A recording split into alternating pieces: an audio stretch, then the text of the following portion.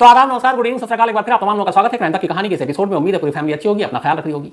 आज वीक का पहला दिन है और वीक के पहले दिन कहानी की शुरुआत कुछ इस तरह होगी। मैंने सोचा नहीं था, हालांकि ये कहानी कल भी सुना सकता था, लेकिन संडे था। लेकिन ऐसी कहानियां झकझोर कर रख देती हैं। देश की राजधानी दिल्ली, इस वक्त उसकी पॉपुलेशन जो आबादी है करीब 2 करोड़, मतलब 2 करोड़ लोग इस दिल्ली में रहते हैं। और इन 2 करोड़ लोगों की सुरक्षा की जिम्मेदारी करीब 90,000 दिल्ली पुलिस के लोगों पर है। 90,000 पुलिस वाले, 2 करोड़ की आबादी।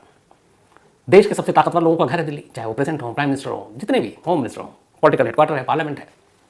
अब इसी दिल्ली में, देश की राजधानी में, 2 करोड़ लोगों की आबादी वाले इस शहर में एक लड़का पूरे 18 दिनों तक ठीक रात 2 बजे अपने घर से निकलता है। अपने पीठ पर एक पिट्टू बैग रखता है। उस बैग के अंदर कुछ पॉलिथीन है और वो बेखौफ, बिना किसी के डर के, ना पुलिस का खौफ, ना लोगों का कि 2 बजे कोई रोक ले, टोक ले, कोई तलाशी ले, और वो इधर उधर सुनसान इलाका ढूंढता है। कभी जंगल जाता है, कभी किसी और सुनसान इलाके में जाता है। फिर बैग से वो पॉलिथीन निकालता है, फेंकता है, वापस घर लौट आता है। आने के बाद आराम से सो जाता है। अगले दिन फिर यही काम करता है, उठता है, पॉलिथीन लेता है, बैग लेता है, अब नए इलाके में पहुंचता है, नए इलाके की तलाश करता है। फिर बैग से कुछ चीज़ें निकालता है, फेंकता है, घर लौट आता है। फिर तीसरे दिन भी यही करता है, फिर चौथे दिन भी यही करता है। इस दौरान में जब उसे भूख लगती, जोमेटो को ऑर्डर करता, खाना मंगाता, खाना खाता। उसी घर में जिस बेडरूम है वहीं पे फ्रिज है, उसी फ्रिज से पानी निकाल कर पीता, उसी फ्रिज से दूध निकाल कर चाय बनाता, और उस फ्रिज में बाकी भी सामान रखे हुए कुछ। 18 दिनों तक ये सिलसिला चलता रहता है और किसी को भनक तक नहीं लगती। 18 दिनों तक एक लड़का हर रात ठीक 2 बजे निकले और 2 से 3 के दरमियान में इधर उधर जाए, कुछ चीज़ें फेंके और चलाए। कभी ना पुलिस, ना पीसीआर की गाड़ी, ना बैरिकेड, न किसी ने टोका रोका। ये देश की राजधानी का हाल है। अब उस बैग में क्या, वो लड़का क्या, ये पूरी कहानी, एक झकझोरने वाली कहानी आपके सामने है। कहानी शुरू होती है, हालांकि खत्म दिल्ली में हुई, शुरू होती है मुंबई से, और मुंबई से भी पहले पालघर से, महाराष्ट्र में। महाराष्ट्र में एक परिवार रहा करता था, विकास, जो इस परिवार के मुखिया थे, और इनका नाम था विकास वॉलकर। विकास वॉलकर इलेक्ट्रॉनिक शॉप थी इनकी, सर्विस का भी काम करते थे। परिवार में इनकी एक पत्नी सुमन, एक बेटी जिसका नाम श्रद्धा, 27 साल उम्र, और एक बेटा जिसकी उम्र 23 साल। 2018 में श्रद्धा नौकरी की तलाश में मुंबई पहुंचती है, पालघर को छोड़कर। इधर पालघर में जो पिता है वो अपनी बीवी और ये दोनों, बेटी और बेटा, से अलग रहते हैं। श्रद्धा अपनी माँ और भाई के साथ रहती थी, पिता जो है विकास वो अलग रहते थे। 2018 में वो मुंबई आती है। मुंबई के मलाड में आखिरकार कुछ अपने दोस्तों की जान पहचान से एक मल्टीनेशनल कंपनी के कॉल सेंटर में उसे नौकरी मिल जाती है। अब वो मुंबई के मलाड में ही एक किराए का कमरा लेती है और वहाँ रहने लगती है और अपना कॉल सेंटर में काम करती है। इसी कॉल सेंटर में आफ्ताब नाम का एक और लड़का काम करता है, आफ्ताब पुणे वाला, और यही दोनों की मुलाकात होती है। पूरा नाम है आफ्ताब अमीन पूनावाला। इसकी उम्र करीब 30 साल। तो इसी कॉल सेंटर में मलाड के आफ्ताब काम कर रहा होता है पहले से। बाद में श्रद्धा आती है। करीब 8-9 महीने बीतते हैं। इन 8-9 महीने के बीच में आफ्ताब और श्रद्धा दोनों आपस में बातें करते हैं, धीरे धीरे दोस्ती होती है और फिर प्यार हो जाता है। प्यार हो जाने के बाद, क्योंकि श्रद्धा के घर वाले पालघर में, वो मुंबई में, इसी दौरान में एक रोज़ घर पहुंचती है श्रद्धा पालघर, और अपनी माँ को बताती है कि एक लड़का है आफ्ताब, जिसे उसके साथ उसे प्यार हो गया है, और अब दोनों वहीं मलाड में एक घर में, लिव इन में, दोनों एक ही कमरे में रह रहे हैं, और मैं उससे शादी करूंगी। माँ ने समझाया कि ऐसा नहीं हो सकता, हमारा परिवार, खानदान इसकी इजाज़त नहीं देगा, इंटर रिलीजन मैरिज है, वो मुस्लिम है, तुम हिंदू हो, कास्ट भी जो है वो अलग अलग है। बात पिता तक पहुंची। विकास ने भी इस बात का विरोध किया, पर वो मानी नहीं। उसने झगड़ा किया, अपना सारा सामान उठाया और उसने कहा आज के बाद ये सोच लेना कि तुम्हारी कोई बेटी नहीं है। 2019 की बात है ये, शुरुआत की। और अब श्रद्धा वापस मुंबई आ जाती है। अब वो मुंबई में आफ्ताब के साथ लिव इन में रहने लगती है। माँ बाप गुस्सा थे, कुछ वक्त तक बेटी से बात नहीं की, लेकिन माँ होती है। माँ ने 1-2 बार उसको फ़ोन मिलाया, श्रद्धा ने भी बात की, माँ ने फिर समझाया, पर वो मानी नहीं। हो सकता था माँ बाद में मना भी लेती, लेकिन तभी जनवरी 2020 माँ सुमन, श्रद्धा की, उनकी मौत हो जाती है। अब सुमन की मौत के बाद श्रद्धा को जब पता चलता है, वो अपने घर जाती है, जो भी रस्में थे उसमें शामिल होती है, और फिर वापस लौट आती है। माँ की मौत के बाद अपने पिता से वो कुल 2 बार फ़ोन पर बात करती है। बातचीत में उसके पिता ने बताया कि वो जब पूछते हैं कि तुमने इरादा बदला, तो वो कहती है कि आफ्ताब मुझे कभी बार मारता पीटता भी है, डांटता भी है। तो उन्होंने उसे समझाया भी कि लौट आओ, ऐसे रिश्ते को तोड़ दो। पर उसने कहा नहीं। फिर उसने माफ़ी मांग ली, सॉरी बोल दिया, सब ठीक है, मैं लौटने वाली नहीं हूँ। अब ये वहीं मुंबई में रह रहे हैं। 2 बार के बाद अब पिता से भी बातचीत बंद, भाई है उससे भी बातचीत बंद। अब एक बेटी एक दूसरे शहर में, मुंबई जैसे शहर में अकेले रह रही है, लिव इन में एक लड़के के साथ। फैमिली पालघर में है, फ़ोन पर बात नहीं हो रही है। बाप बेटी, माँ बेटी, या भाई, इनका रिश्ता बहन के साथ बड़ा करीबी होता है। तो अब क्या करें, गुस्से में, लेकिन पिता की उसकी बात नहीं मान रही है, वो बात नहीं कर रहे हैं। लेकिन श्रद्धा के कुछ दोस्तों के नंबर श्रद्धा के भाई के पास भी थे, श्रीजय नाम है उसका, और पिता के पास। तो कभी कभार वो उससे खैरियत पूछ लेते उसकी कि वो ठीक है। फिर लगता कि कई बार क्यों पूछें, तो इन्होंने एक नया तरीका निकाला। श्रद्धा के मोबाइल के व्हाट्सअप स्टेटस, उसकी तस्वीरें, डीपी, ये चीज़ें जब बदलती तो उन्हें लगता चलो बेटी है, ठीक है, एक्टिव है। उसके फेसबुक प्रोफाइल पे जाते हैं, वो नई नई चीज़ें लिखती, वो पिक्चर डालती, जैसे, तो उन्हें लगता कि चलो ठीक है, कहीं घूमने गई तो उसकी पिक्चर डाली, तो बेटी सही सलामत है। ये बात की तसल्ली रहती बाप को। अब कुल मिला के कहानी ये है कि बेटी आफ्ताब के साथ है, घर वालों से अब रिश्ते अच्छे नहीं है। इधर आफ्ताब का परिवार भी अब जब धीरे धीरे उसके दोस्तों और रिश्तेदारों को पता चलता है कि एक लड़की के साथ लिव इन में है और वो लड़की मुस्लिम नहीं है, तो वो लोग भी इसका विरोध करते हैं। इसके बाद अब दोनों का ये था कि मुंबई में ज़्यादा दिन रहने का नहीं है। किसी ने कहा कि दिल्ली में अच्छी नौकरी मिलेगी, तो दोनों का एक तय करते हैं कि चलो रिश्तेदारों से दूर, दोस्तों से दूर, एक नए शहर में जाकर अपनी ज़िंदगी बसाते हैं। 8 मई 2022 8 मई 2022 को आफ्ताब और श्रद्धा दिल्ली आते हैं ट्रेन से। दिल्ली आने के बाद पहली रात 8 मई को आए थे, 9 मई को यहाँ पहुंचे। इन्होंने पहाड़गंज के एक होटल में रूम लिया और वहीं रात को रुके। नेक्स्ट डे फिर ये एक दूसरे इलाके में जाते हैं, सैजुद्दौला जाब, साउथ दिल्ली में। वहाँ पे ये एक होटल किराए पे लेते हैं और रूम पे वहाँ पे रुकते हैं। 10 मई को इन दोनों के कॉमन फ्रेंड जो मुंबई में था, दिल्ली में रहता है, वो छतरपुर में रहता था। ये दोनों वहाँ जाते हैं और छतरपुर में उसके घर पर रुकते हैं कुछ दिन। रहने के दौरान में फिर उन्हें कहता है कि यहीं पे तुम अपने लिए कहीं घर देख लो। तो छतरपुर में ही दोनों एक घर ढूंढते हैं, हाउस नंबर D93/1 छतरपुर, किराए का एक घर। अब दोनों आफ्ताब और श्रद्धा उस घर में शिफ्ट हो जाते हैं और अब अपनी ज़िंदगी बसाना शुरू करते हैं। 10 के बाद ये 12-13 तारीख तक की बात है। अभी इन्होंने अपना घर ले लिया। इधर इस दौरान में चूंकि इनके रिलेशनशिप को 2019 से तीसरा साल है ये, श्रद्धा बार बार कहती कि हो गया अब लेवल में, अब हम इस रिश्तों को नाम देते हैं, दोनों शादी करते हैं। आफ्ताब हर बार टालता रहता, कहता ठीक तो हम लोग रह रहे हैं, शादी की क्या जरूरत है। इस बात को लेकर झगड़ा होता, लेकिन फिर दोनों में सुलह हो जाता। दिल्ली आए हुए अभी सिर्फ 10 दिन हुए थे। 10 दिन के अंदर अंदर अब जब ये अपने घर में शिफ्ट हो जाते हैं तो फिर से इन दोनों के बीच में अब झगड़ा शुरू होता है। और इस झगड़े के दौरान में बात बहुत सारी चीजें बढ़ जाती हैं। हुआ ये कि 18 मई की तारीख आती है, 18 मई। लेकिन उस 18 मई की कहानी सुनाऊं उससे पहले थोड़ा सा आगे भी बढ़ जाता हूं। दोनों दिल्ली आ गए, 8 मई को पहुंचे हैं, होटल में रहे, दोस्तों क्या रहे। अब इन्होंने छतरपुर में अपना घर ले लिया। मई के बाद जून, जून के बाद जुलाई, जुलाई के बाद अगस्त, सितंबर आ गया, 4 महीने बीत गए। अब इधर एक बाप और एक भाई जो अपनी बहन की खैरियत उसके डीपी या उसके स्टेटस या फेसबुक अपडेट से पता कर लेता था।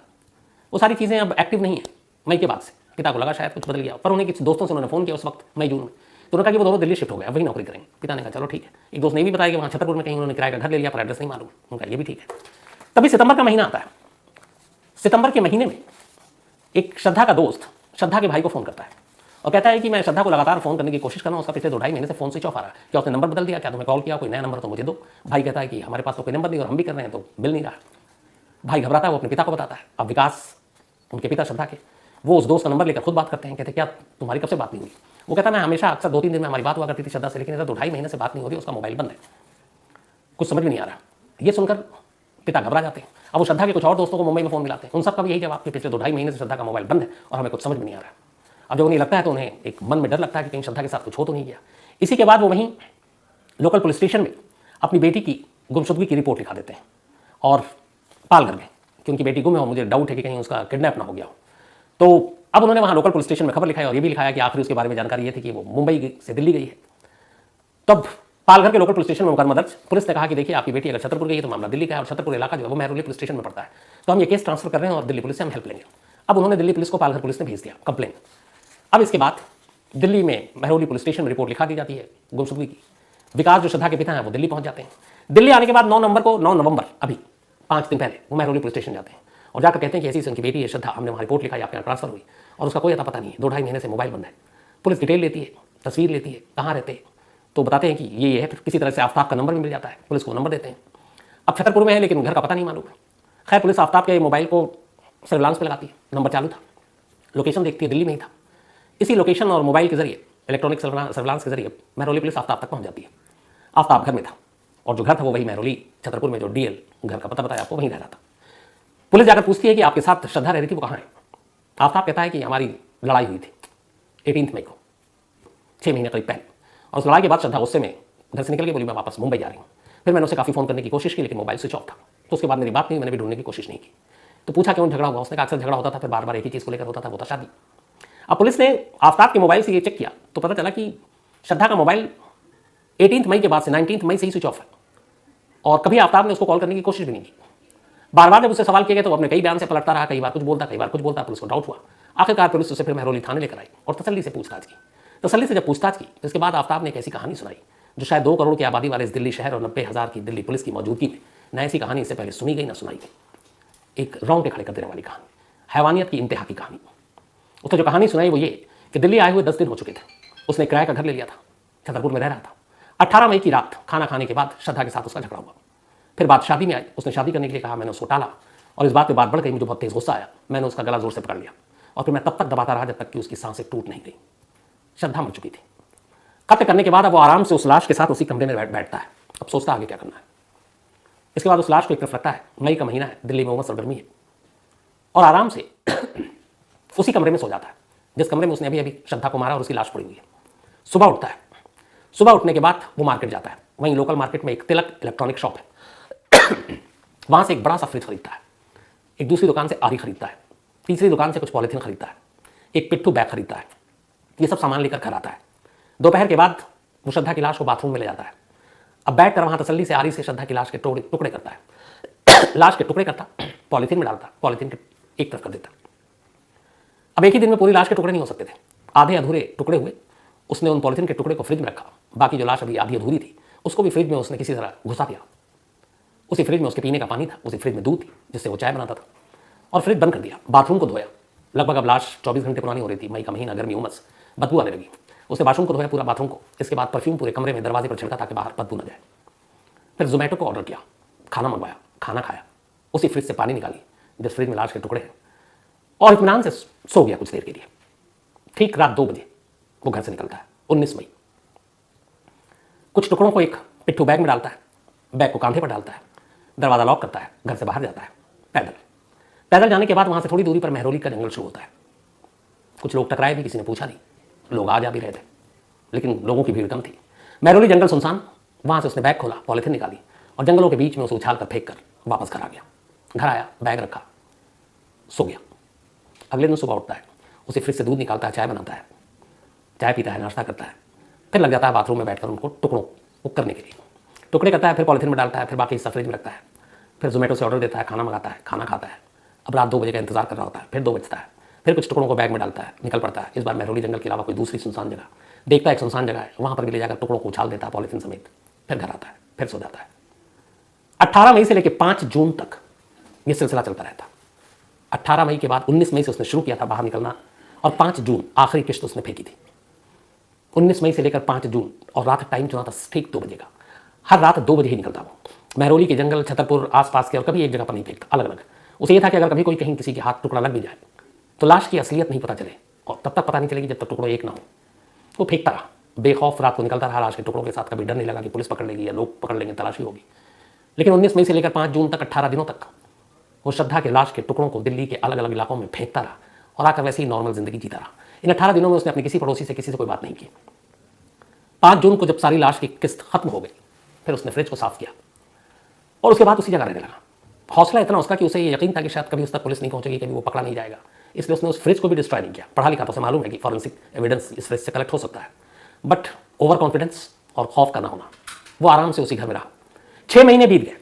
18 मई को कत्ल किया था, और अभी 13 जून, कल की बात है ये। लगभग 6 महीने किसी को कानो कान खबर नहीं हुई कि दिल्ली में एक लड़की का कत्ल हुआ। उस लड़की का एक घर के अंदर उसकी लाश के टुकड़े हुए। उस लड़की के उस लाश के टुकड़ों को 18 दिनों तक एक शख्स हर रात 2 बजे लेकर निकलता रहा और फेंकता रहा दिल्ली के अलग अलग इलाकों में, और लोग तो छोड़िए, पुलिस तक को इसकी भनक नहीं लगी। एक पिता को जब ये पता चला कि उसकी बेटी का मोबाइल बंद है उसके एक दोस्त से, तब उसने खोजबीन शुरू की, और ये खोजबीन आकर महरौली पुलिस स्टेशन में खत्म हुई, और तब कहीं जाकर ये सारा सच सामने आया। 5 दिन की पुलिस रिमांड में भेजा गया है आफ्ताब को। पुलिस उसे लेकर लगातार उन जगहों पर जा रही है जहां जहां उसने लाश के टुकड़े फेंके हैं। लेकिन दिक्कत यह है कि 6 महीने हो चुके। वो मई का महीना था, और मई, जून, जुलाई बहुत गर्मी, उसके बाद फिर बरसात, और ऐसी ऐसी जगहों पे जहाँ जंगली जानवर भी होते हैं, उन टुकड़ों का मिलना मुश्किल है। शायद कुछ टुकड़े शायद मिले भी हैं, कुछ हड्डियाँ मिली हैं, फॉरेंसिक जांच के लिए भेजी गई है। पुलिस ने उस फ्रिज को अपने कब्जे में लिया, फॉरेंसिक जांच के लिए भेज दी, उससे पता चल जाएगा, क्लियर हो जाएगा। जो कुछ हड्डियाँ और बाकी चीज़ें मिली है, उसके डीएनए से भी पता चल जाएगा कि ये लाश श्रद्धा की है। और आफ्ताब इस वक्त दिल्ली पुलिस की हिरासत में। अब यहाँ पे कई चीज़ें। एक, हमेशा एक कहते हैं माँ बाप बच्चों से कि तुम्हारी भलाई के लिए कह रहे हैं, तो अगर माँ बाप की बात सुन ले बच्चे तो बहुत सारी चीज़ें ना हो, पहली चीज़। दूसरी, ऐसे बहुत सारे इंसिडेंट, ऐसे बहुत सारे वारदात, वाक़े मैंने सुना है यहाँ किसी कहानी में, और मैं खुद सुनता हूँ, कवर किया एज ए क्राइम जर्नलिस्ट, जहाँ पे रिश्तों के लेकर खून होता है। पति पत्नी के बीच में कोई और, गर्लफ्रेंड बॉयफ्रेंड, लिव इन में रहने वाले। एक बड़ा सिंपल और सीधी सी चीज़ है।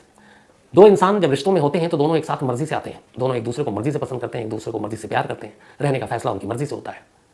तो अगर न रहना हो, अलग होना हो, डिवोर्स लेना हो, या फिर एक दूसरे से रिश्ता खत्म करना हो, तो क्या इसमें दोनों की मर्जी से इस मसले का हल नहीं हो सकता? किसी की जान लेने की नौबत क्यों आनी चाहिए? इस केस में भी अगर शादी की बात थी, नहीं थी, और वो जिद करी थी, आफ्ताब ये भी कर सकता था कि ठीक है, मैं नहीं रहूँगा तुम्हारे साथ और नहीं करूँगा शादी, तुम्हें जो करना कर लो, और अलग होना है। अब बाकी केस, कानून, बाकी चीज़ें देख लेते हैं।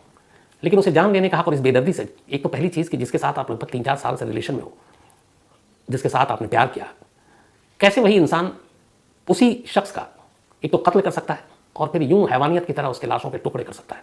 सोच से परे की चीज़ है। लेकिन अफसोस की बात यह है कि हमारे इर्द गिर्द, हमारे समाज में, अलग अलग शहरों में, इस देश में, दुनिया में ऐसे वाक्य सुनने को मिलते रहते हैं, और ऐसा होता है। फिर वही बात होगी, कड़ी से कड़ी सज़ा मिलनी चाहिए, इसके लिए कोई और रहम की गुंजाइश नहीं होनी चाहिए। बिल्कुल है लेकिन उन माँ बाप, उसके दोस्तों पे क्या बीतेगी जब उन्हें इस कत्ल की पूरी असलियत और जिस तरीके से कत्ल के बाद सारी चीज़ें की गई उसकी बारीकियों से जब उन्हें जानकारी मिलती है। क्योंकि आपका तो ये है कि मैंने ये कहानी सुनाई, ये इंसिडेंट हुआ, आपको बताई, हम भूल जाएंगे, लेकिन ये मामला कोर्ट में जाएगा। जब कोर्ट में जाता है तो हर चीज़ बहुत डिटेल में, माइनर डिटेल में जाती है। पुलिस या आईओ को बताना पड़ता है कि उन्होंने क्या क्या कलेक्ट किया, उन्हें बताना पड़ता है दोबारा कोर्ट के सामने, उस माँ बाप के सामने वो सारी रिपीट करनी पड़ती है, वो पूरी स्टोरी, वो कत्ल का तरीका, कत्ल के बाद लाशों को टुकड़े करने का तरीका, उसे छुपाने का तरीका, और उसी कोर्ट रूम में बैठा वो माँ बाप उसका रिश्तेदार सुन रहा होता है। तो सोचिए जब ये सारी चीज़ें हुई, एक तो हो गया, फिर से वही बाप और भाई को सुनने को मिलेगा, तो फिर उनके दिल पे क्या बीतेगी। तो नहायत अफसोस। लेकिन यहाँ उससे भी बड़ा एक दूसरा सवाल जो मैंने शुरू में कहा कि किसी की कैसे हिम्मत हो सकती है लॉ एंड ऑर्डर या पुलिस का, इसका मतलब है खौफ ही नहीं है दिल में। एक आदमी, जैसे बहुत सारे एग्जाम्पल हैं, अगर आप दिल्ली की कई बॉर्डर लगती है, दिल्ली है आपका, हरियाणा है, इधर राजस्थान है, यूपी है, तो कहते हैं कि दो बॉर्डर के बीच में अगर कोई शराब की 2-4 बॉटल लेके जाता है तो डर रहा होता है कि अगर मैं दिल्ली से चला हूँ नोएडा बॉर्डर पर पकड़ न ले पुलिस वाले, ये खौफ होती है। एक शख्स पूरे 18 दिनों तक टाइम का पाबंद, रात 2 बजे लाशों के टुकड़े बैग में डालकर कंधे पर रखकर दिल्ली में घूम रहा है, और एक बार भी किसी पुलिस वाले की नजर नहीं पड़ी, एक बार भी किसी ने उसे रोक कर ये पूछने की कोशिश नहीं की कि तुम रात को 2 से 3 के बीच में क्यों भटक रहे हो, कहाँ जा रहे हो, कहाँ से आ रहे हो, क्या काम करते हो, बैग में क्या है, किसी ने नहीं। इससे लॉ एंड ऑर्डर की हमारी असलियत का भी पता चलता है। सीट दाखिल हो चुकी है आफ्ताब और श्रद्धा केस में, यानी कि श्रद्धा मर्डर केस में। करीब 6,500 कुछ पन्नों की ये चार्जशीट है। चार्जशीट क्या, बस ये समझ लीजिए कि श्रद्धा के कत्ल की पूरी कहानी है इसमें। बहुत सारे ऐसे सवाल थे जिनके जवाब नहीं मिल रहे थे, वो तमाम चीज़ें हैं, और मैं लगातार पिछले कई घंटों से उस चार्जशीट को ही पढ़ रहा था। चार्जशीट के तमाम पन्ने इस वक्त हम लोगों के पास हैं, तो मैंने जो पढ़ा, खासतौर पर उसके जो ऑपरेशनल पार्ट्स हैं जिसमें सारी इंपॉर्टेंट चीज़ें हैं, क्योंकि चार्जशीट के पन्नों में फिर बहुत सारी चीज़ें अलग होती हैं कि विटनेस कौन है, क्या क्या रिकवर किया, कौन कौन से बाकी चीज़ें, तो उसका मतलब नहीं है, लेकिन पुलिस ने कैसे इस केस को हैंडल किया, कैसे इसकी इन्वेस्टिगेशन की, क्या कुछ पाया, क्या मोटिव था, क्या कहानी थी, क्या सबूत मिले, वो सारी चीज़ें पूरी स्टडी के बाद आपके सामने आज कहानी के तौर पर रख रहा हूँ। इसमें से बहुत सारी चीज़ें पहले बता रखी हैं, इसलिए उसको नहीं बताऊँगा मैं, लेकिन कुछ चीज़ें जानना ज़रूरी है। 2019 में आफ्ताब की मुलाकात श्रद्धा से पहली बार होती है, और बम्बल ऐप के जरिए। तब श्रद्धा एक कॉल सेंटर में काम कर रही थी और आफ्ताब एक कहीं और काम कर रहा था। फिर दोनों की मुलाकात होती है, मुलाकात के बाद दोस्ती होती है, फिर दोनों मिलने जुलने लगते हैं, लेकिन फिर दोनों के घर वालों को पता चलता है और दोनों ही फैमिली नाराज़ हो जाती है इस रिश्ते को लेकर, क्योंकि यहाँ पर रिलीजन बीच में आ रहा था। तो जब दोनों घर वाले, दोनों के, आफ्ताब के और श्रद्धा के, इस रिश्ते को लेकर गुस्से में थे, तब इन दोनों ने तय किया कि वो अलग रहेंगे, और नया गाँव में इन्होंने किराए का घर लिया और वहीं रहने लगे। लेकिन साथ रहने के बाद अब धीरे धीरे इन दोनों में लड़ाई भी शुरू होने लगी, और लड़ाई की वजह ये थी कि उसी बम्बल ऐप के जरिए आफ्ताब अब दूसरी लड़कियों से भी बात करता था, और श्रद्धा उसे टोकती थी और वो उसे पसंद नहीं था।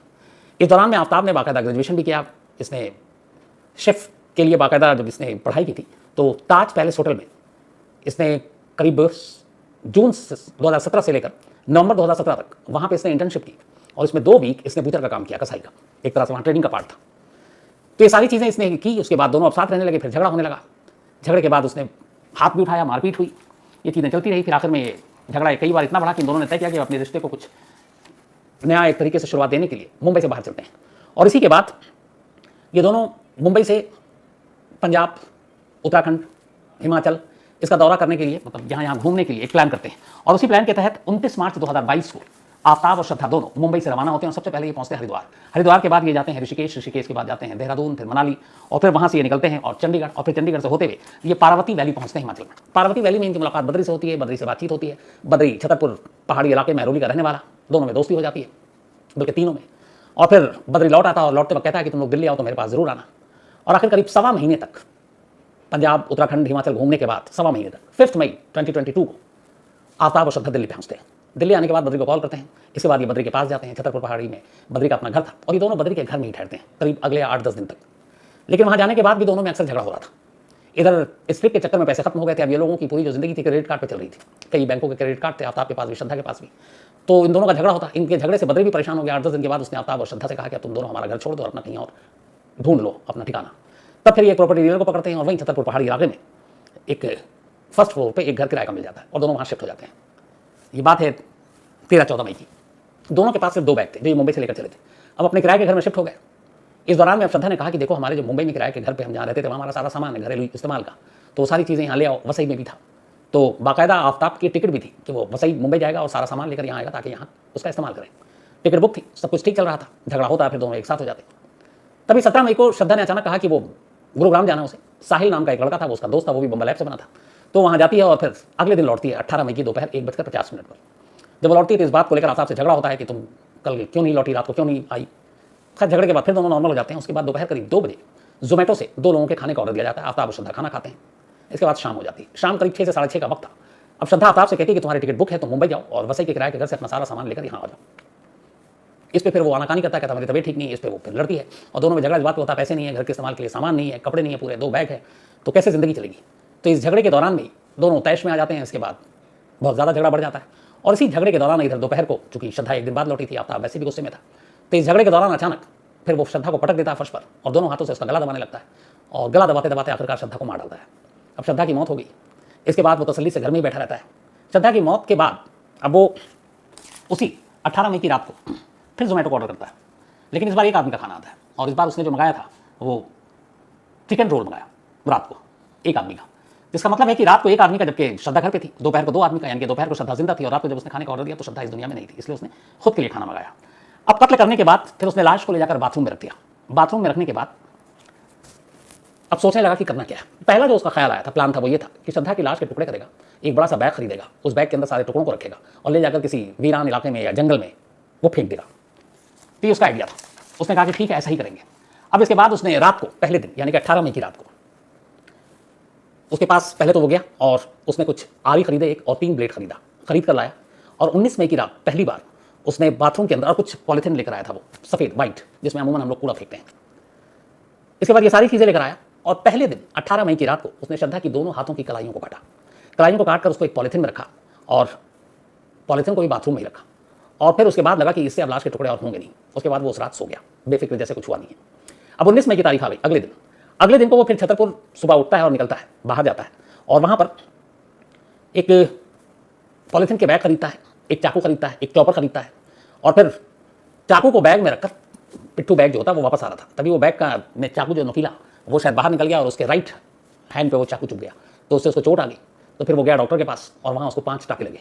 ये सब कुछ कराकर फिर वो वापस घर आता है और घर आने के बाद अब वो सोचता है कि आगे क्या करना है। तो घर आने के बाद जब उसे लगा कि अभी टुकड़े करने हैं, उसके बाद इसे रखने हैं, लेकिन गर्मी बहुत है, मई का महीना है, फिर वो दोपहर के बाद तय करता है कि वो फ्रिज खरीदेगा। फिर वो वहीं छतरपुर में एक मार्केट में जाता है, वहाँ से एक फ्रिज खरीदता है LG का, 25,000 उसकी कीमत थी और ये सिटी बैंक के क्रेडिट कार्ड से उसने खरीदा। शाम को ही करीब उसके खरीदने के 2 घंटे के बाद एक लड़का आता है और फ्रिज घर पे पहुंचा देता है। अब उसके घर पे फ्रिज आ चुका था। फ्रिज आने के बाद वो फ्रिज को चालू करता है और फिर शाम का वक्त था, एक बार फिर से वॉशरूम मतलब बाथरूम में जाता है और इस बार अभी तक उसने सिर्फ श्रद्धा की लाश के दोनों कलाइयों को काटा था, अब उसके दोनों पैरों के वो टखने तक, घुटनों तक वो काटता है, काट कर अलग कर देता है, फिर उन्हें उसी पॉलीथीन में रखता है, डालता है। लेकिन अब तक ये था कि इस लाश के टुकड़े करने के चक्कर में ब्लड और खून की सारी चीज़ें वहाँ पे बाथरूम के अंदर, तो उसे लगा कहीं नाली वाली जाम ना हो जाए, क्या करे। फिर इसके बाद वो रुकता है, जब दोनों कलाइयाँ काट चुका है, दोनों पैर घुटनों तक काट चुका, अब उसे लगता है कि साफ़ सफाई करनी है, ब्लड बाहर निकले, ये सारी चीज़ें। इसके बाद अब वो ब्लिंकिट एक शॉपिंग ऐप जिससे सारे घरेलू सामान आते हैं, आप सबको पता होगा, तो ब्लिंकिट शॉपिंग ऐप पर जाता है, उससे हार्पिक टॉयलेट क्लीनर का ऑर्डर देता है, 500 ml के 2 लीटर, ब्लीच के 500 ml के बोतल, एक चॉपिंग बोर्ड जिस पे अमूमन सब्जी वब्जी काटते हैं, ग्लास क्लीनर की 2 बोतल, गोदरेज की हैंड वॉश, ये सारे आइटम मंगाता है ये ब्लिंकिट शॉपिंग ऐप से। इतफाक से ये सारी चीज़ें उसी शाम रात होने से पहले पहुंच जाती हैं और इन सब के बिल भी वो सिटी बैंक के क्रेडिट कार्ड से देता है। अब 19 मई की रात करीब 10:30 बजे सारा सामान उसके घर पर मौजूद था, ये सारे सामान जो उसने ऐप से ऑर्डर दिया था वो आ गया। अब इसके बाद उसने पूरी सामान आने के बाद बाथरूम के फर्श को, नाली को, इन सबको साफ किया। तो 18 को कत्ल हुआ, 19 भी बीत गया, 20 मई की तारीख आती है, यानी कत्ल का तीसरा दिन। कत्ल के तीसरे दिन आफ्ताब फिर पहले तो घर से बाहर निकलता है, वो महरौली के मार्केट जाता है और एक लाल रंग का बड़ा सा बैग खरीदता है 2000 रुपये में, और इसके लिए उसने गूगल पे से पे किया 2000 रुपीज़। उसका ये था कि अब चूंकि हाथ और पैर काट चुका है, बाकी लाश के टुकड़े करेगा और उसको इस एक बैग में डालेगा और बैग में डालकर जंगल में या फिर कहीं दूर किसी नाले में इस बैग को डंप करके लौटाएगा। वापस आया, लेकिन फिर उसे एहसास हुआ कि इस बैग में अगर सारी लाश के टुकड़े डालेंगे तो बैग का एक तो वजन और इतना बड़ा बैग, और दिन में ले जाऊँ तो कहीं टेकिंग कोई लोग डाउट करें क्या है, रात को पुलिस रोक ले कि बैग में क्या है, तो उसे लगा बैग में लाश के टुकड़े रखकर ले जाना खतरे से खाली नहीं है। तो उसने बैग का आइडिया ड्रॉप कर दिया, हालांकि खरीद कर ले आया था, उसने घर में छोड़ दिया लाल रंग का बैग, वो पुलिस ने बरामद भी किया। अब उसने कहा कि नहीं, ये जो पॉलिथीन लाया हूं इसी के छोटे छोटे इसमें टुकड़े करके ही हमें इसको फेंकना है। तो अब उसने जब ये तय कर लिया कि बैग में नहीं फेंकना है, इसके बाद उसने तीसरे दिन श्रद्धा के सिर और लाश के बाकी टुकड़े किए, मतलब सर को उसने अलग किया, धड़ को अलग किया, और फिर क्या क्या चीज़ें होती हैं, उसने पेट की अतियाँ निकाली, उसको एक पॉलिथीन में रखा और घर के करीब ही जहाँ पे ये रहता है वहाँ पे एक डस्टबिन है बड़ा सा कोने में, वहाँ ले जाकर उस अतरियों को उसी वैसे ही फेंक दिया, क्योंकि उसे मालूम था कि इससे इंसान की है, किसकी कोई पहचान नहीं पाएगा। इसके बाद उसने श्रद्धा की उंगलियों को काटा और उंगलियों को काटने के बाद ब्लो टॉर्च से जैसे आग निकलती है, उसको पहले उसको जलाया, उसका शेप बिगाड़ा ताकि पता न चले इंसानी उंगलियाँ क्या है, और फिर उसको घर के ही करीब सड़क किनारे नाली वहाँ जाकर फेंक दिया, क्योंकि उसे मालूम था कि ये कोई पहचान नहीं पाएगा। जांग और कमर के निचले हिस्से को भी उसने काटा और फिर उसके घर के करीब एक शमशान घाट है महरौली, वहीं पहाड़ी के इलाके में, और वहाँ एक नाले वाला जंगल है छोटा सा, तो कमर के निचले हिस्से और एक जांग उसने जाकर उस जंगल में फेंक दिया। एक हाथ का अंगूठा वो अलग अलग करके फेंक रहा था ताकि एक साथ कहीं से कोई इंसानी बॉडी मिलने की वजह से वो पकड़ा ना जाए। एक हाथ का अंगूठा वहीं उसके धान मिल की एक दीवार है उसके पास ले जाकर फेंका। हाथ और लाश के कुछ और टुकड़े उत्तर पूर्व एनक्लेव के पीछे एक जंगल है छोटा सा, वहां ले जाकर फेंका। जबकि जो दूसरी जांग थी उसको गुड़गांव में जाने वाला जो एमजी रोड है, महात्मा गांधी रोड, उसके पास एक 100 फुटा रोड है, तो 100 फुटा रोड लाइट के किनारे झाड़ियां हैं, वहां ले जाकर उसने फेंक दी। तो हर टुकड़े वो एक जगह से दूसरी जगह अलग अलग, ताकि एक साथ छोटी छोटी चीजें भी अगर पकड़ में आ जाए तो ये पता ना चले कि ये लाश किसकी और कहां से आ रही है। अब वो लाश के अलग अलग टुकड़ों को फेंक तो रहा था, लेकिन उसे ये भी पता था कि ये जो हड्डियां हैं ये जंगल से बरामद हो जाएंगी तो पकड़ में आ जाएंगी। अब यहाँ पर भी हैवानियत देखिए कि फिर उसने क्या किया कि उन हड्डियों को आग लगाया ब्लो टॉर्च से, फिर उसके बाद उसे गीला किया, फिर वो आती है आपको ग्राइंडर जो आमतौर पर यूज़ करते हैं अलग अलग चीज़ों के लिए, तो मार्बल के लिए खासतौर पर जो ग्राइंडर आता है कटिंग और उसके लिए, तो ग्राइंडर लेकर आया और उस ग्राइंडर से उस हड्डियों को जलाकर और फिर पानी डालकर वो एक तरह से उसका पाउडर बना रहा था। और वो पाउडर को ले जाकर वहीं घर के आसपास ही, ज़्यादा उसके लिए मेहनत भी नहीं कर रहा था, वहीं 100 फुटा रोड के अलग अलग इलाकों में ले जाकर उसको फेंक देता। ये सारी चीज़ें धीरे धीरे फेंकता रहा। इधर एक और कहानी चल रही थी। कहानी ये थी कि ये सारी चीज़ें तो कर रहा है, श्रद्धा का कत्ल हो चुका और अब तक लाश के टुकड़े फेंक रहा और मई से अब जून आ चुका है। जून में उसने एक नौकरी ज्वाइन कर ली 27 जून को, श्रद्धा के कत्ल के करीब 1.25 महीने बाद।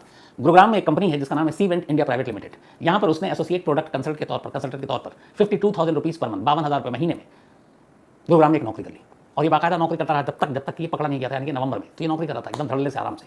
इतना ही नहीं, इस दौरान में अभी लाश के बहुत सारे टुकड़े घर में ही हैं फ्रिज में, तब ये बम्बल आया, उस पर फिर से गया। 2 लड़कियों से इसकी दोस्ती हुई, उनमें से एक आदिति नाम की लड़की तो इसके घर आई और उसने क्या करता था कि ये फ्रिज में ही लाश के टुकड़े रखता था। अभी तक सर, चेहरा और धड़ ये फ्रिज में ही था। तो जब आदिति ने कहा कि मैं आ रही हूँ और आदिति इसके घर पहुँचती है 25 जून को, तो ये बाकायदा श्रद्धा की एक अंगूठी थी, वो लाश को उंगलियां काटने से पहले निकाल लेता है और वो अंगूठी आदिति को गिफ्ट कर देता है। और जब आदिति आई तो घर में लाश थी, लेकिन उसने क्या किया कि फ्रिज से निकालकर जो किचन में शेल्फ है उसके अंदर डाल दिया ताकि आदिति को पता ना चले। बाथरूम तो साफ था ही था। तो आदिति भी आई, इस दौरान में बहुत सारे और भी लोग आए, लेकिन किसी को पता नहीं चला। तो ये भी इसका काम चल रहा था। अब करीब 4 महीने बीत चुके थे, 3 से 4 महीने, मतलब 18 मई को कब किया था और सितंबर और अक्टूबर का महीना आ चुका था। अब भी इसने सारी लाश के टुकड़े ठिकाने नहीं लगाए थे। अब भी इसके फ्रिज में खासतौर पर श्रद्धा का सर, चेहरा, धड़ ये रखा हुआ था। और इस दौरान हर रोज वो फ्रिज इस्तेमाल करता, खोलता। इसने ये सब फ्रीजर में रखा हुआ था ऊपरी हिस्से में, नीचे के हिस्से में ये अपना पानी वानी रखता था और वही फ्रिज खोलता पीता। गर्मी का महीना था और जो चार्जशीट में ये है कि वो हमेशा जब तक फिर फ्रीजर भी खोलता और श्रद्धा के उस सर और चेहरे को देखता। हालांकि अब वो फ्रोजन हो चुका था, एक तरह से बर्फ से ढक चुका था, क्योंकि उसमें टेम्परेचर इतना था और फ्रीजर में आपको पता है कोई भी चीज़ आप रखें तो बर्फ से जम जाता है। हालांकि शुरुआत में जब इसने लाश के टुकड़े करने शुरू किए पहले दिन 20 मई को, यानी कि श्रद्धा के कत्ल के तीसरे दिन, ये फिर एक मार्केट गया था और वहाँ से इसने 11 किलो कच्चा बर्फ खरीदा था। आमतौर पर ये हम लोग सब्जी या फिर किसी और चीज़ को फ्रोजन करने के लिए इस्तेमाल किया जाता है। तो ये 11 केजी खरीद कर लेकर आया था कच्चा बर्फ, और शायद इसी लाश के टुकड़ों को, ताकि वो जम जाए। तो 4 महीना हो गया, सितंबर अक्टूबर का महीना आ गया। अब भी ये सर और धड़ फ्रिज के अंदर रखा हुआ था और उसे ये डर था। और उसकी बाहें, दोनों बाहें हाथ की, क्योंकि हाथ यहाँ तक काट दिया था, बाहें अब भी फ्रिज में थी। तो 3 हिस्सा, सर, चेहरा, धड़ और दोनों बाहें अब भी फ्रिज के अंदर थी। अब वो क्यों नहीं फेंक रहा, इतना टाइम हो गया 3-4 महीने। तो उसका ये था कि अगर सर को फेंकेंगे तो सर कहीं ना कहीं बरामद होगा तो पकड़े जाएंगे। बाकी बॉडी तो इस तरीके से फेंका था कि वो पहचान में ना आए, उसको बिगाड़ दिया अलग अलग। लेकिन सर और धड़ ये 2 चीज़ें हैं जो आसानी से पकड़ में आ सकती हैं, इसलिए उसकी हिम्मत नहीं हो रही थी फेंकने की और वो फ्रिज में ही रखे हुआ था। लेकिन जब 4 महीने हो गए तो उसे लगा कि कभी ना कभी इसको फेंकना पड़ेगा, वरना तो ये पकड़े जाएंगे। तो उसने सबसे पहले तो सर के सारे बाल काट डाले ताकि पहचान में ना आए कुछ भी। बाल काटे। एक श्रद्धा स्टड पहनती थी अपने लिप्स पे, आप तस्वीर में देखते होंगे। उसने उस स्टड को निकाला, उसे एक बॉक्स में रखा। तो 4 महीने के बाद ब्लो टॉर्च से सर के हिस्से, चेहरे को जलाया। फिर जब उसे लगा कि अब ये पहचाने जाने लायक नहीं है, तब उसने कहीं जाकर जो सिर और चेहरे को जो हिस्सा था और दोनों बाहें, धड़, इन्हें भी अलग अलग फेंका। छतरपुर इनक्लेव के जंगल में फेंका धड़ को। जबकि बाल और श्रद्धा के कपड़ों को 60 फुटा रोड है छतरपुर में, और वहाँ पे एक कोने में वही डस्टबिन जिसमें शुरुआत में इसने 21 फेंकी थी, उसने वहाँ जाकर उसमें फेंका। तो सबसे आखिर में इसने श्रद्धा का सर, धड़ और दोनों बाहों को ठिकाने लगाया और फेंका। अब इसके पास सिर्फ एक निशानी बच गई थी अभी श्रद्धा की, और मतलब अगर उसकी बॉडी पार्ट्स के बारे में बात करूँ, वो जो श्रद्धा ने अपने लिप्स पर, होंठों पर स्कर्ट पहन रखा था और वो उसने निकाल कर रख लिए थे एक डब्बे में। इसके बाद श्रद्धा का फोन, क्योंकि उसके पास था 18 मई से ही, तो शुरुआत में जितने भी दोस्तों के कॉल आते वो खुद इधर से जवाब देता और कहता, ज़्यादातर मैसेज पे जवाब देता कि बिजी हूँ, ये हूँ, वो हूँ। फिर खैर बाद में उसने उसको भी देना बंद कर दिया। लेकिन अब उसे एक वक्त आया जब उसे लगा कि श्रद्धा का मोबाइल अपने पास रखना ठीक नहीं होगा, क्योंकि 3-4 महीने बीत गए थे। तब उसने फिर जिस डब्बे में श्रद्धा का स्कर्ट रखा था, उसी डब्बे में उसने श्रद्धा का मोबाइल रखा और उसको लेकर फिर ये मुंबई गया। मुंबई में याद होगा आपको, जब एक पुलिस में फादर ने मिसिंग कंप्लेंट लिखा थी श्रद्धा की, तभी से पेश होना था, तो वहीं मुंबई जा रहा था ये पुलिस में पेशी के लिए। तो वो डब्बा अपने साथ लेकर जा रहा था, यानी कि पुलिस वहाँ उधर बुला रही है कि तुम आओ, श्रद्धा कहाँ बताओ। और श्रद्धा की आखिरी निशानी लेकर दिल्ली से मुंबई जा रहा था। और रास्ते में जब ये मुंबई से वहाँ जा रहा था तो मीरा भयंदर की खाड़ी में इस डब्बे को चलती ट्रेन से उसने फेंक दिया। मतलब जिसमें फ़ोन और स्टड थे। अब उस खाड़ी से फ़ोन और इसको बरामद करना तो लगता है कि बेहद मुश्किल काम है। तो ये पूरी जो 4 महीने की इसकी कहानी थी श्रद्धा के कत्ल की, इस कहानी में कई चीज़ें जो सबसे मतलब सोच कर भी अजीब होता है वो ये है कि एक शख्स कैसे जिसके साथ वो प्यार कर रहा था, जिसके साथ शायद शादी करता है, जिसके साथ कभी दोस्ती थी, जिसके साथ 1.25 महीने तक वो ट्रिप पे निकला, घूमा फिरा, कितने अच्छे दिन बिताए होंगे, और उसी का सर काटकर और फ्रिज में रखे हुआ है और 4 महीने तक रखे हुआ है और 4 महीने के बाद फिर उसको ले जाकर फेंकता है। तो इससे पता चलता है कि उसके जहन दिल दिमाग में क्या होगा। अब ये दिल्ली पुलिस की जिम्मेदारी है, दिल्ली पुलिस का फर्ज है कि इस केस को जितनी मजबूती से हो सके, हालांकि पुलिस का कहना है कि इस पूरे मामले में जो उन्होंने चार्जशीट में कहानी सुनाई उसी हिसाब से उनके पास एक एक चीज़ का एविडेंस है। जैसे वो 17 तारीख को गुरुग्राम गई, सीसीटीवी फुटेज है, 18 को जब वो लौटी, जिस ऑटो से वो लौटी मेट्रो स्टेशन से उतरकर, वो ऑटो वाला है, वो वहाँ के सीसीटीवी फुटेज हैं, जब उसको 5 टाके लगे उसके विजुअल हैं, जो मोबाइल का लोकेशन है वो उसके पास है, जहाँ से आरी खरीदी वो पुलिस के पास है, जहाँ से बैग खरीदा वो पुलिस के पास है, जहाँ से उसने चॉपर खरीदा वो सारी चीज़ें हैं, ब्लिंकिट ऐप से जो उसने सारा घर को क्लीन करने की चीज़ें मंगाई, हार्पिक से लेकर सारी चीज़ें, वो सारे एविडेंस हैं। तो कुल मिलाकर फिर जहाँ जहाँ निशानदेही से उसकी लाश के टुकड़े मिले, कुल 13 ही मिले पुलिस को, ये है कि, और उनमें से डीएनए के सैंपल मैच कर चुके थे। तो पुलिस का कहना है कि ऐसी एक भी चीज़ नहीं है जो कहीं अछूती रह जाए और ये केस एक मजबूत केस साबित होगा, दिल्ली पुलिस का दावा है, और जितनी कड़ी सज़ा हो सकती है वो दिल्ली पुलिस का कहना है कि वो आफ्ताब को दिलाएगी। तो ये थी श्रद्धा के कत्ल की शायद आखिरी कहानी, क्योंकि चार्जशीट में इस कहानी का पूरा लबोलवाब यही था जो कुछ हुआ और जो मैंने आपको आज बताया। तो पहले मैंने फ्रिज की कहानी सुनाई थी आपको ईरान की, तो उन्होंने कहा आंध्र प्रदेश में उनका भी एक गाँव है, उस गाँव में भी 6-7-8 साल पहले तक यही परंपरा थी कि लोग रात का खाना फ्रिज में नहीं रखते थे, बल्कि जब खाना बच जाता तो वो खाना जो लोग होते भूखे होते वो मांगने आते थे, जिनके घर में है वो दे देते, और अगर नहीं होता उनके घर में तो कहते थे आप आगे देखो, तो अगला घर नॉक करते खटखटाते, लेकिन कोई भूखा नहीं जाता था। तो ये रिवायत थी, लेकिन धीरे धीरे ये चीज़ें कम होती जा रही, पर कोशिश यही है। थैंक यू सो मच सेदा जी जो आपने लिखा। तो आज कहानी में इतना ही, आपसे मुलाकात होगी कल रात 9 बजे किसी नई कहानी के साथ, तब तक अपना ख्याल रखिएगा। Thank you very much.